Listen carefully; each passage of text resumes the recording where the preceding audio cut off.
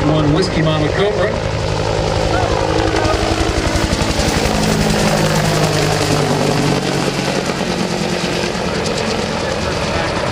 The Cobra is the primary attack aircraft or attack helicopter of the United States Marine Corps. This aircraft is being flown by Lieutenant Colonel Rob Russell and Major Keith Pierce. It's out of Johnstown, Pennsylvania. The Cobra is equipped with a 20mm cannon, can fire 2.75 or 5-inch rockets, can use Hellfire tow, precision-guided munitions, and is day and night all-weather attack capable.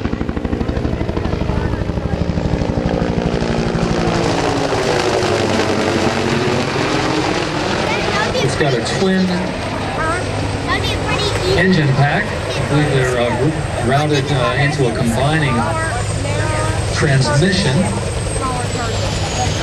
Twin gas turbine engines. If you recall seeing the old Army Cobras, you'll note that the Army Cobras used a larger single gas turbine engine. The Marine Cobra, being a naval aircraft, uses twin engines. Thus, if one engine fails, there's a little more chance of getting back to a safe landing. The Whiskey Model Cobra is the latest of a very long Cobra line dating back into the 60s. Flown by a pilot and a pilot gunner. Pilot gunner sits in the front, executing a deceleration. Notice how this aircraft, like most free-rolled aircraft, has a rotor system that revolves counterclockwise. The tail rotor's back there to counteract the torque the engines exert on the aircraft, causing it to want to twist those right tail rotors.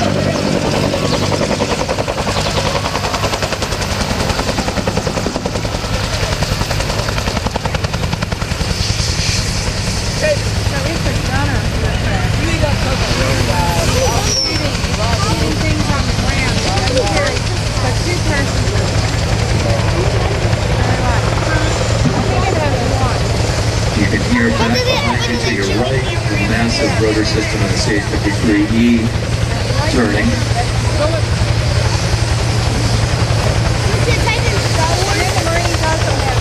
The CH-53 Echo model is the latest of the 53 series, and it is, again, the largest helicopter flown by the free world.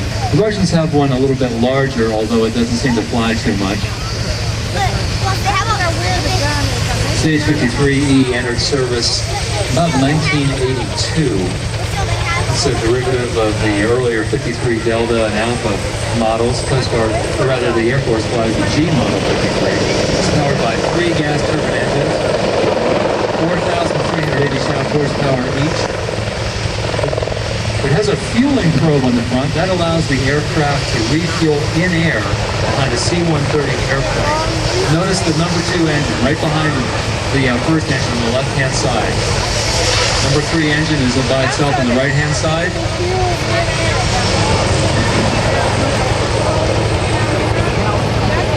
Notice the canted tail rotor that also provides some component of lift. Helps the aircraft have a slightly better center of gravity range. Remember, on a single main rotor helicopter, everything's basically hanging from that single mast. You've got to be very careful about loading. Not a whole lot of play there with a center of gravity. Gear are currently down. Looks like he's sucking the gear now. We'll get a nice high-speed pass after this. Again, he's going to hold to a hard deck of about 200 feet off the ground. Part of that's because of the incredible noise and downward wind vortices generated by this thing. These things have a max gross weight of 73,500 pounds with an external load and 69,750 pounds, I think, with an internal load.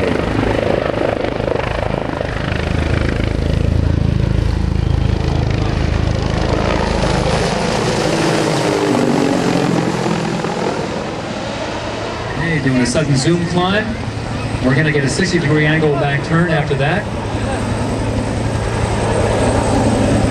The fuel probe will extend out another 10 feet pneumatically. That's to clear the very tip of the rotor tip path plane and allow the drogue from the C-130 to be out beyond the rotor disc area. Takes a lot of maintenance man-hours for one flight hour in this thing. This is crewed by 2 pilots and generally 2 other crew members.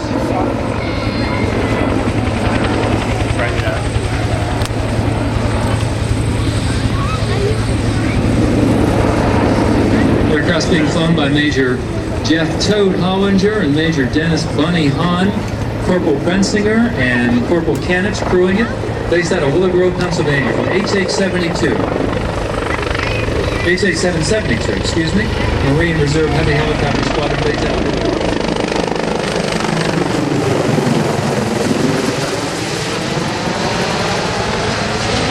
The 53E carries 15,500 pounds of fuel, or about 2,200 gallons at takeoff. Gives us about 4.5–5 hours of flight time. It's basically a cargo aircraft, so there's not a whole lot of armament, but it can and commonly does mount 2 50 cal machine guns in the windows and also a 50 cal machine gun on the tail ramp. Maximum airspeed is limited to 150 knots, although it will go faster. That's for component life.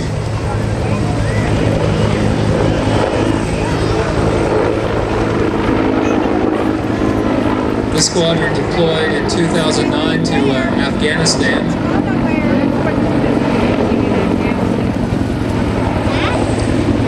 And this is a reserve squadron, remember. They're not full-time, all-active duty Marines. Maybe 10 or 15% of the squadron is active duty, but the rest are also regular folks who have regular jobs and get this mission done.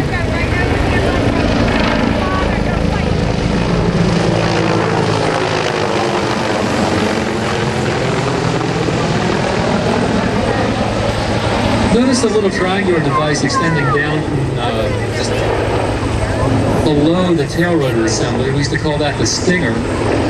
If the helicopter came in with too great a nose-up attitude, it's possible that you might hit that.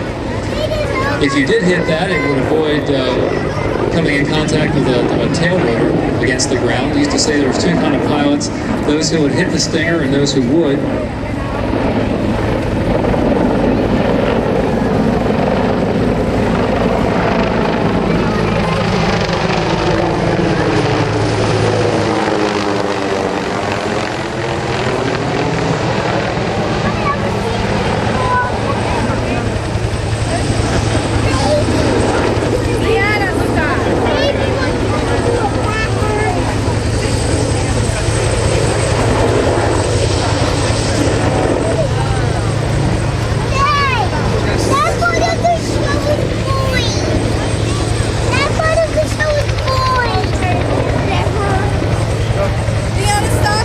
Looks like our AH-53 is heading off back home. You may be able to hear a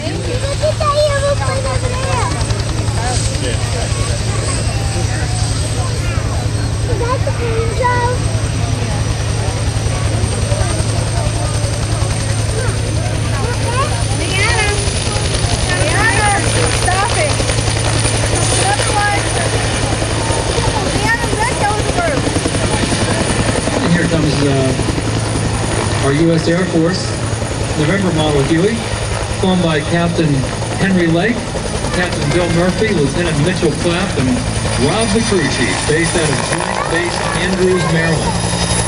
You can see from the white top, this is an executive transport aircraft.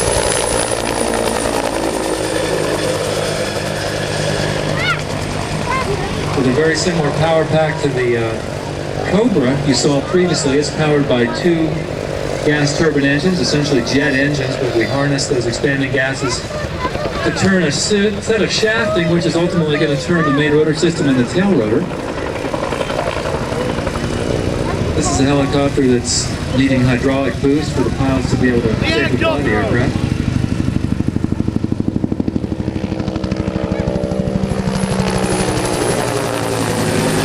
Older than you think, even though the Huey dates back to Vietnam days. This is a 1969 production model Huey November.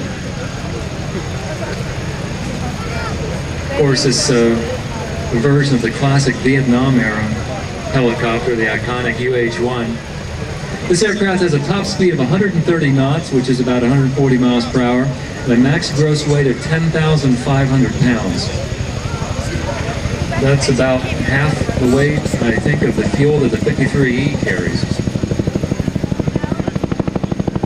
But that's still a considerable max gross. The U.S. Air Force uses this helicopter for contingency support and VIP, distinguished visitor transport, in the Washington, D.C. area. You see his landing light is on. Notice again the main rotor system rotating counterclockwise, and the tail rotor counteracting the torque effect of the main body engine. This helicopter is also used in other areas of the U.S. by the Air Force for nuclear missile and missile field support.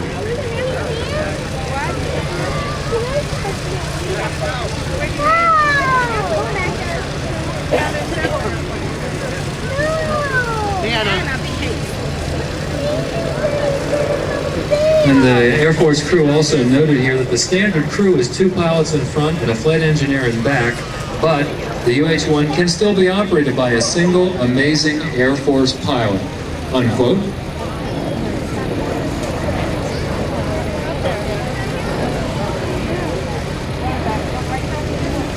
And they also go on here, these Air Force guys, it is a near impossibility to find a museum without some version of a Huey in it, or to find, get this Army guys, a town in Alabama without a Huey on a stick. Air Force humor.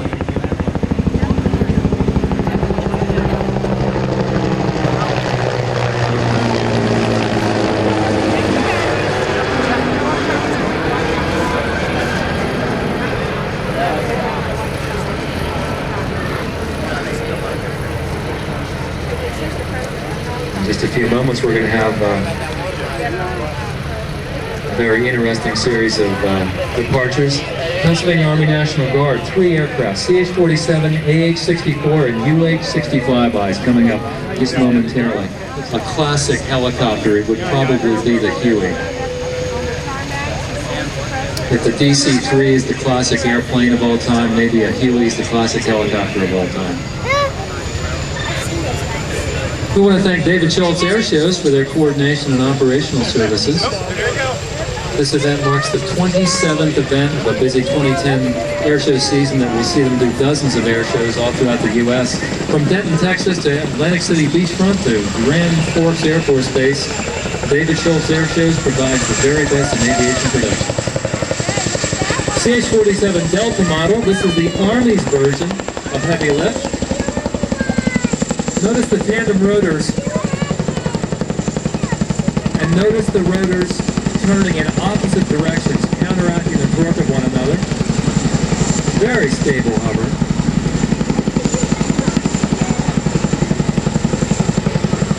This aircraft is being flown by Captain Trevor Patrick, Captain Nathan Smith, and Sergeant Blake Andrews. It's out of Indiantown Gap, not that far to the west of here.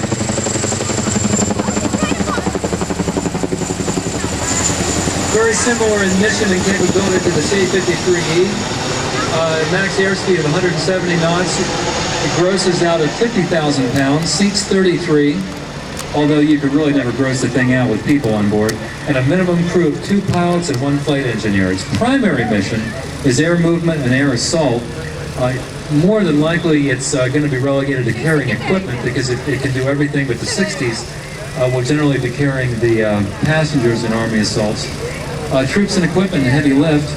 Stateside missions, heavy lift, water bucket ops, rescue hoist, passenger movement. If you remember the incredible later Johnstown floods of some years ago, I think about 15 years ago during the wintertime, these same 47s were the ones that pulled quite a few people out of trees and out of raging rivers. The Pennsylvania Guard is a reserve organization, just like the Marine Reserve, Naval Reserve, Air Force Reserve, Air Guard. You get a lot of bang for your buck here. All these personnel are held to exactly the same standards as active duty personnel, but you pay about 25% of the personnel costs.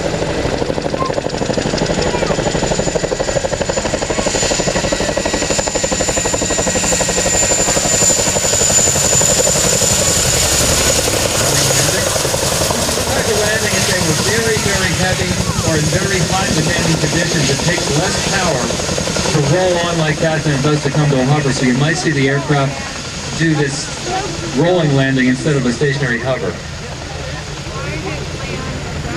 He's going back up. This aircraft and crew returned from Iraqi freedom deployment in January of this year. So it's seen the world. It's part of B Company, 2nd 104th Aviation Battalion at Indiantown Gap. It's a General Support Aviation Battalion, or GSAB. Away from the road. Or you're going back there. You might be able to hear the UH-60 cranking up in the field, the QVC field.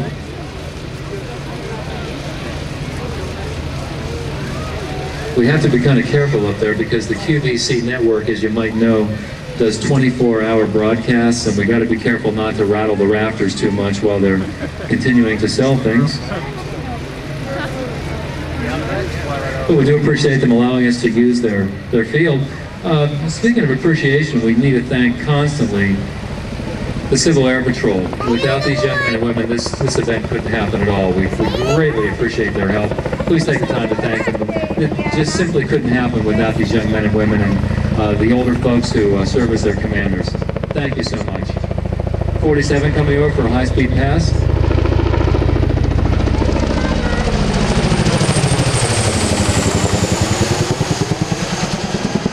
Funny-looking ladder-like antenna on the left-hand side is, I think, the high-frequency antenna, which we thought was pretty neat like 20 years ago, back when you didn't have cell phones everywhere, and you could make these high-frequency radio transmissions and get cell phone patches and, you know, talk to your wife back in the States when you were way out somewhere else. We thought that was pretty cool before GPS and cell phones. The aircraft burns about 2,200 pounds per hour of fuel, powered by two very, very powerful gas turbine engines. We should hear our H-60 turning up back to our right rear. I want to thank you all for being here today and for supporting the museum. Thank you to all the volunteers who have helped out. Looks like it's been another good day for the museum. All the proceeds, of course, will help the museum continue its mission of education.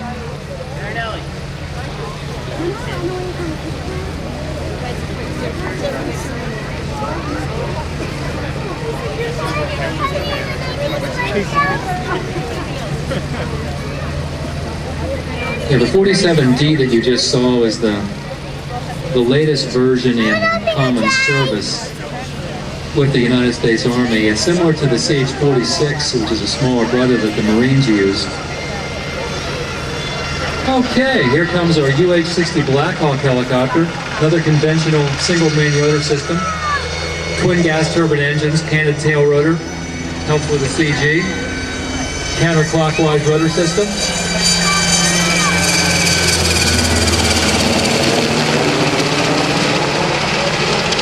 Now, the H-60 is a special aircraft in that everything about this aircraft has been designed for survivability. If you notice the main landing gear, the two up front, you'll see that they're on massive shock absorbers. The tail gear in the back, which is non-retractable like the two main gear up front, you can see is on a lever system which allows it to take tremendous shock.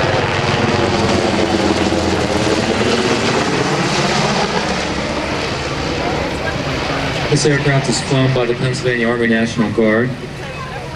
Of course, the active Army also flies it. The Marines fly them. Coast Guard, Navy, everyone seems to fly some version of a Blackhawk, made by Sikorsky. Same people who brought you the CH-53, CH-54 Skycrane, and so many other great aircraft.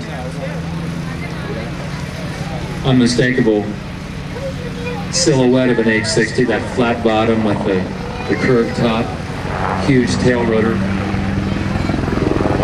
This is an aircraft that you couldn't fly without hydraulic boost.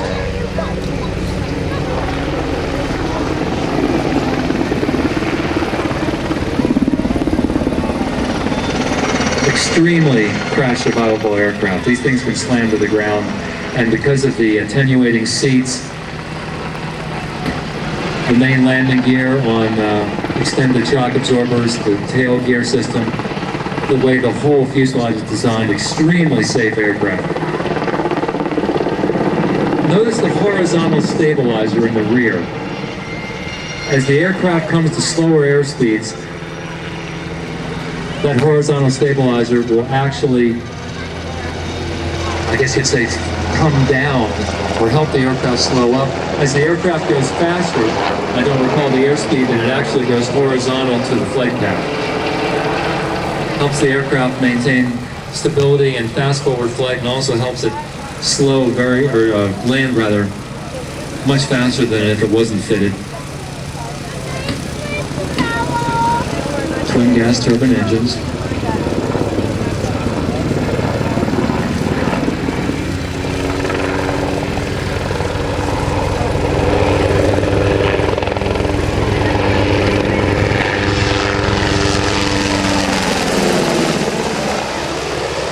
Nice speed pass. It's about 100 feet off the ground, by the way. Aircraft is flown by Captain Skellick, CW3 John Cover, Crew Chief Kyle Moyer, and Sergeant Rand Smith. It's out of Fort Indiantown Gap, Pennsylvania. The entire crew returned in January from Iraqi Freedom 9/11.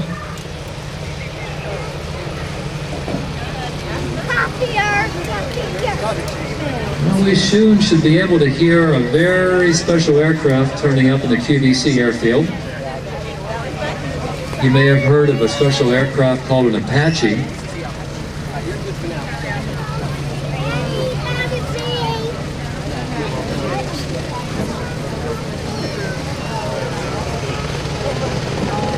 As our UH-60 departs out for the west.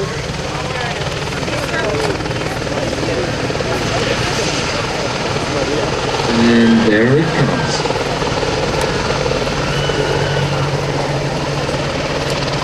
Guaranteed to keep bad guys' heads down. This is an A model AH-64.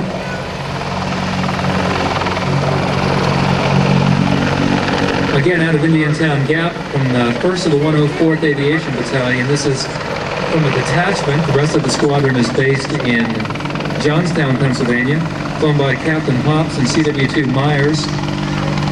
Armament includes a 30mm chain gun up to 1,200 rounds, 8 Hellfire anti-tank missiles, 38 70mm rockets.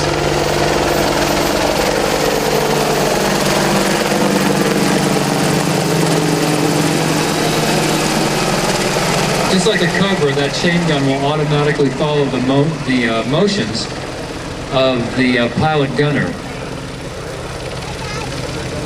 It's powered by two GE701 engines at 1,890 horsepower each. Max speed level flight of 160 knots. Now this aircraft is an earlier model 64. It's due to be upgraded to the D model status in the near future. That will involve a lot of work, but the most visible thing is they're going to have that big round radio on top of the mast.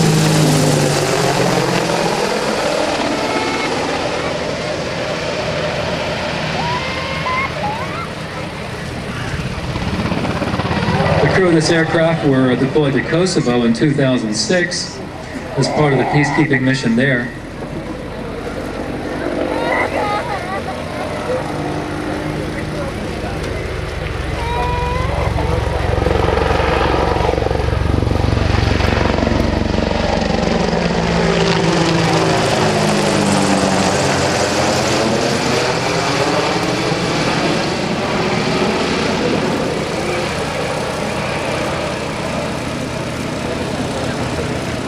And again, this aircraft is crewed by Guard personnel, Army Guard personnel.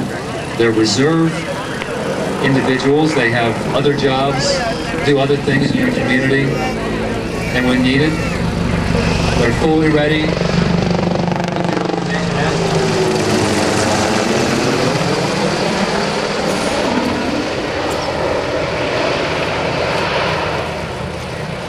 No longer one weekend a month.